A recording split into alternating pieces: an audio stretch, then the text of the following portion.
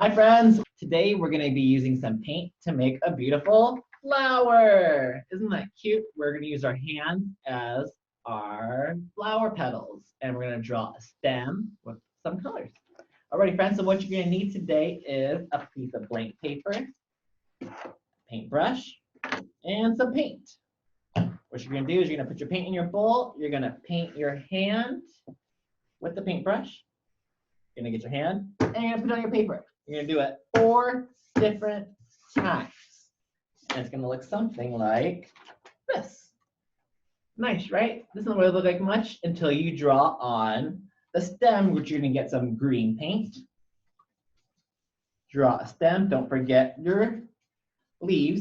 Those are important. And then it'll look something like this. Isn't that beautiful? A green stem, our red petals, and then a little bit of yellow paint in the middle to make it our center. Alrighty, friends, show me your projects later. Bye, guys.